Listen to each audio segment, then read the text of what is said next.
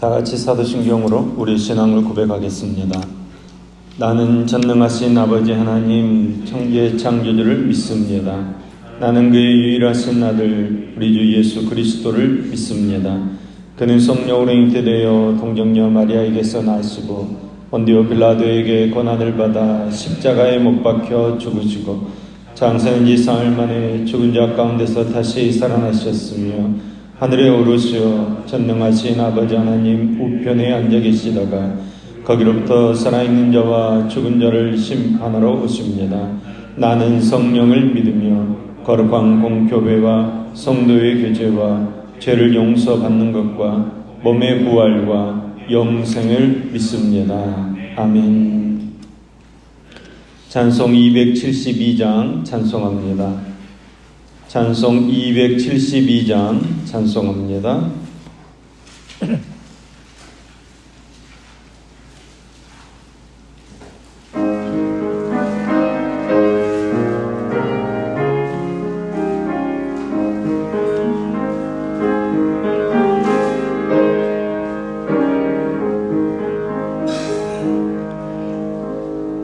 고통의 멍에 벗으려고 예수께로 나갑니다. 자유와 기쁨 베푸시는 주께로 갑니다.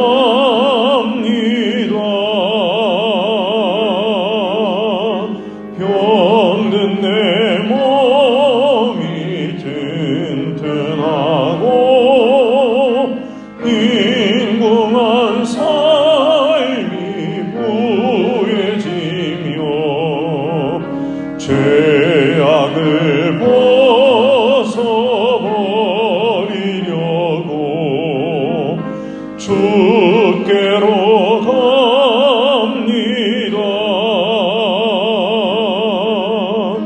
낭패와 실망 당한 뒤에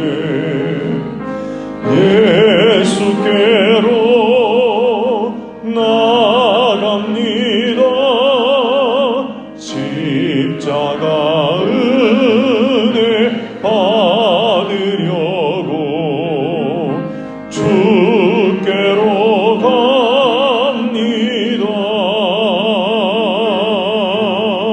슬프던 마음 위로받고 이생의 풍파 잔잔하며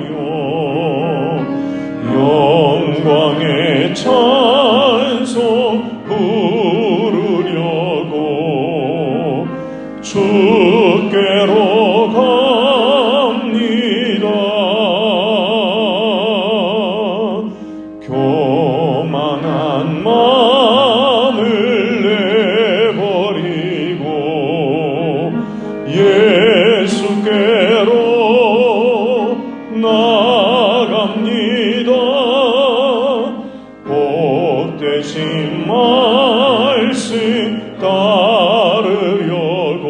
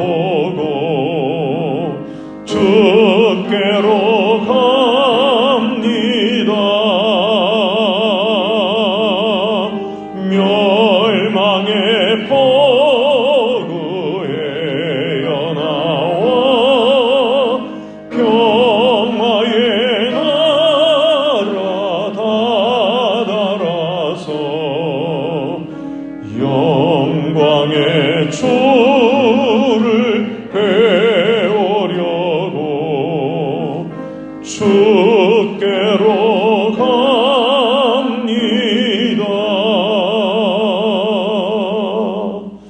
아멘. 오늘 계시할 말씀은 시편 80편 1절에서 19절까지 말씀입니다. 시편 80편 1절에서 19절까지 말씀입니다. 시편 80편 1절에서 19절까지 말씀을 저와 여러분이 한 목소리로 같이 읽겠습니다. 요셉을 양떼같이 인도하시는 이스라엘의 목자여 귀를 기울이소서. 그룹 사이에 자정하신 이여 빛을 비추소서. 에브라임과 베냐민과 므낫세 앞에서 주의 능력을 나타내사 우리를 구원하러 오소서. 하나님이여 우리를 돌이키시고 주의 얼굴빛을 비추사 우리가 구원을 얻게 하소서. 만군의 하나님 여호와여 주의 백성의 기도에 대하여 어느 때까지 노하시나이까. 주께서 그들에게 눈물의 양식을 먹이시며 많은 눈물을 마시게 하셨나이다. 우리를 우리 이웃에게 다툼거리가 되게 하시니 우리 원수들이 서로 비웃나이다. 만군의 하나님이여 우리를 회복하여 주시고 주의 얼굴의 광채를 비추사 우리가 구원을 얻게 하소서. 주께서 한 포도나무를 애굽에서 가져다가 민족들을 쫓아내시고 그것을 심으셨나이다. 주께서 그 앞서 가꾸셨으므로 그 뿌리가 깊이 박혀서 땅에 가득하며 그 그늘이 산들을 기리고 그 가지는 하나님의 백향목 같으며 그 가지가 바닥까지 뻗고 넝쿨이 강까지 미쳤거늘 주께서 어찌하여 그 담을 허시사 길을 지나가는 모든 이들이 그것을 따게 하셨나이까. 숲속의 멧돼지들이 상해하며 들짐승들이 먹나이다. 만군의 하나님이여 구하옵나니 돌아오소서. 하늘에서 굽어보시고 이 포도나무를 돌보소서. 주의 오른손으로 심으신 줄기요 주를 위하여 힘있게 하신 가지니이다. 그것이 불타고 배임을 당하며 주의 면책으로 말미암아 멸망하오니 주의 오른쪽에 있는 자 곧 주를 위하여 힘있게 하신 인자에게 주의 손을 얹으소서. 그리하시면 우리가 주에게서 물러가지 아니하오리니 우리를 소생하게 하소서. 우리가 주의 이름을 부르리이다. 만군의 하나님 여호와여 우리를 돌이키시고 주의 얼굴의 광채를 우리에게 비추소서. 우리가 구원을 얻으리이다. 아멘. 아멘. 12절과 16절 말씀을 보시면 담이 흘리고 불타고 또 배임을 당하고 멸망당했다고 말하고 있습니다. 한마디로 말해서 멸망당한 아픔 가운데서 하나님께 기도하고 있다는 것입니다. 그런데 2절 말씀을 보시면 에브라임과 베냐민과 므낫세가 나옵니다. 이들은 모두 북쪽에 거주하던 지파들입니다. 다시 말하면 남쪽 유다 왕국이 아니라 북쪽 이스라엘에 속한 지파입니다. 그러니까 예수님께서 오시기 전 722년 북쪽 사마리아를 중심으로 한 북이스라엘의 멸망이 오늘 본문의 배경이라고 말할 수 있습니다. 아스루에 의해서 멸망당한 북이스라엘의 그 참상 속에서 하나님의 구원을 호소하고 있는 것입니다. 그러기에 오늘 본문은 다윗 시대의 성전 찬양대의 지도자였던 아하삽의 시가 아니라 아하삽의 후손 중에 한 사람이 아하삽의 이름으로 기도하고 찬양했다는 이야기가 되는 것입니다. 본문 1절 말씀입니다. 요셉을 양떼같이 인도하시는 이스라엘의 목자여 귀를 기울이소서. 그룹 사이에 자정하신 이여 빛을 비추소서.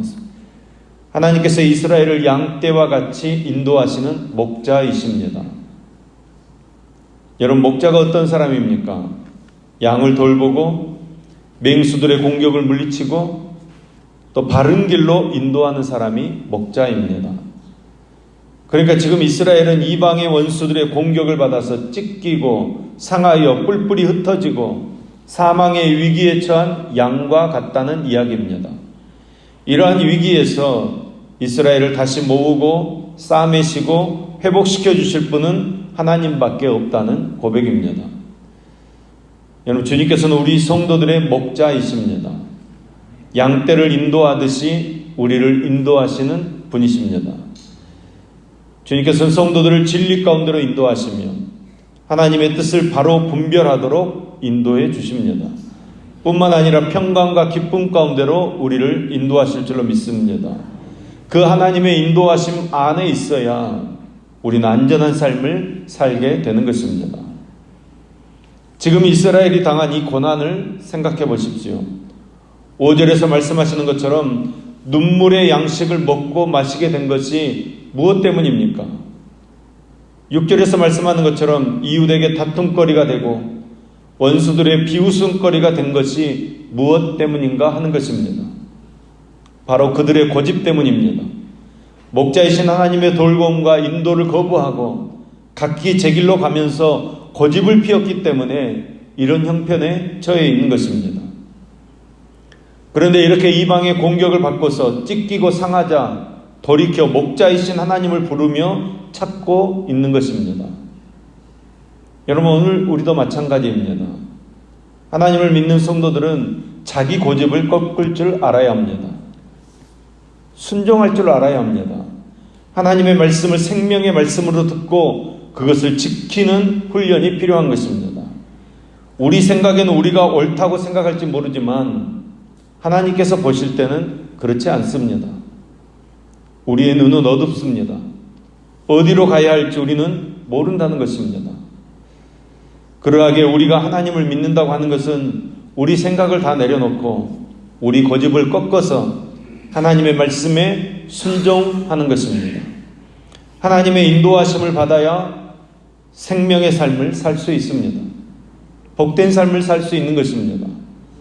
사랑하는 여러분, 우리 선한 목자이신 하나님의 인도하심과 지도하심을 받고 순종하여서 잔잔한 물과 푸른 초장이 우리 앞에 열리는 역사가 있기를 예수님의 이름으로 축원합니다.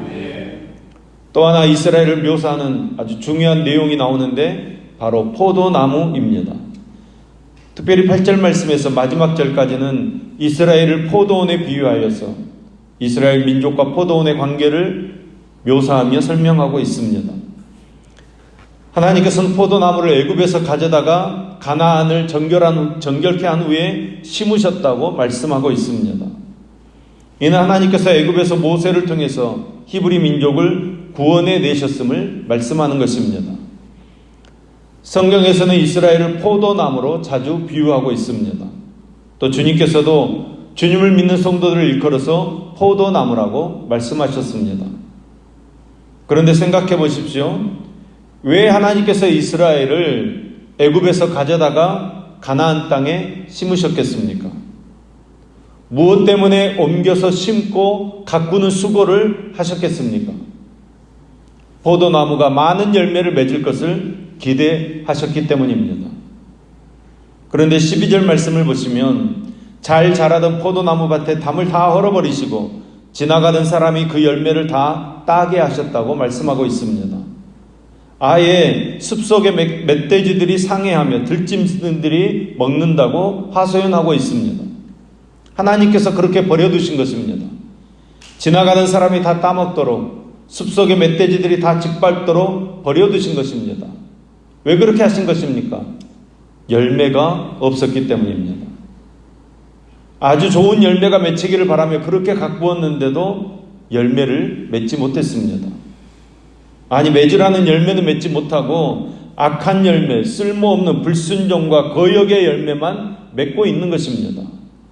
그러기에 하나님께서 원수들에게 그 악한 열매들을 짓밟도록 버려두신 것입니다. 여러분, 오늘 우리도 마찬가지입니다.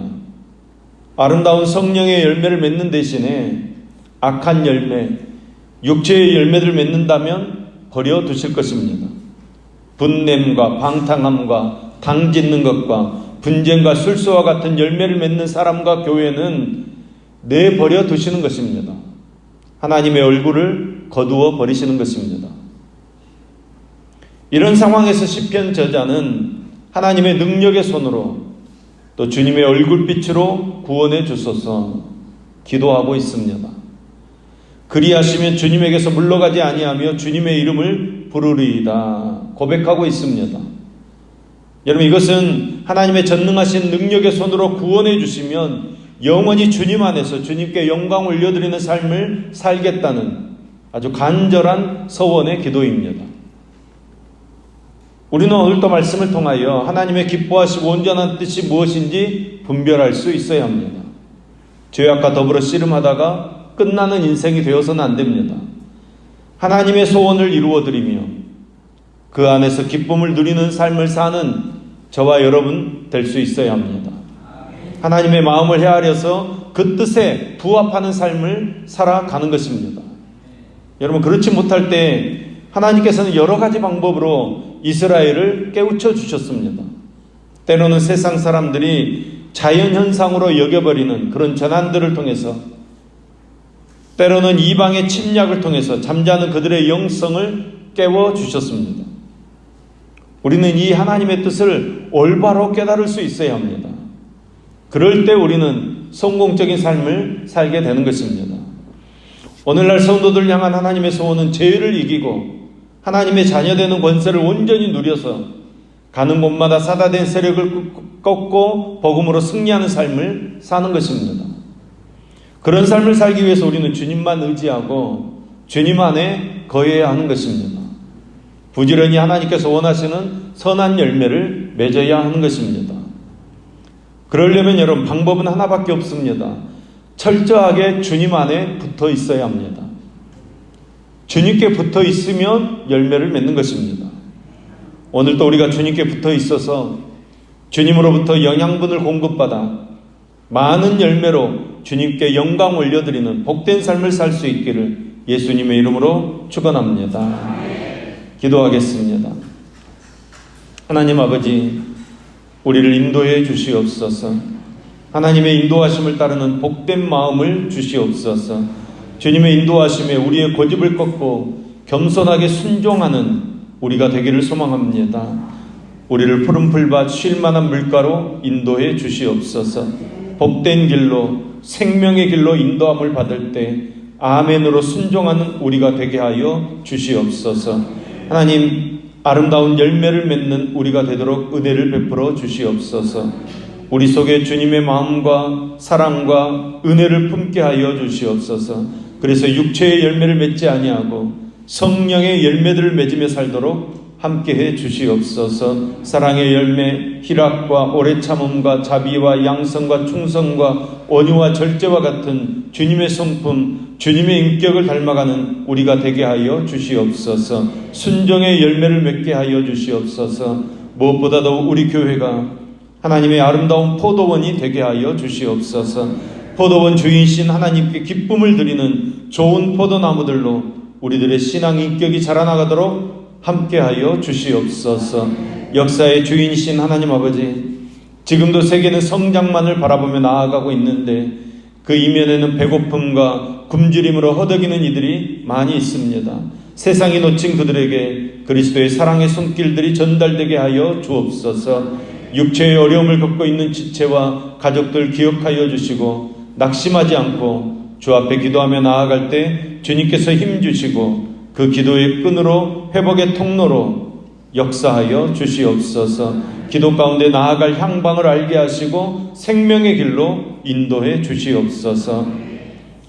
이 아침에도 1,000번째 헌금으로 영광 돌리는 임준현 청년, 임상훈 청년의 손길을 흠양하시며 연락하여 주시옵소서. 삶의 모든 형편과 처지를 주님 뜻대로 인도하여 주시옵소서. 하나님의 영광과 평화가 가득한 삶이 되어지도록 역사해 주시옵소서. 주님의 돕는 손길 가운데 풍성하고 형통한 삶을 살도록 함께해 주시옵소서. 오늘도 새 날을 주신 주님, 이 한날이 주님의 영광을 드러내는 복된 날 되게 하여 주시옵소서. 우리 성도들 어디에 있든지 지켜주시며 하나님 품 안에 있어 좋은 열매를 맺는 삶을 살도록 인도해 주시옵소서. 예수님의 이름으로 기도합니다. 아멘.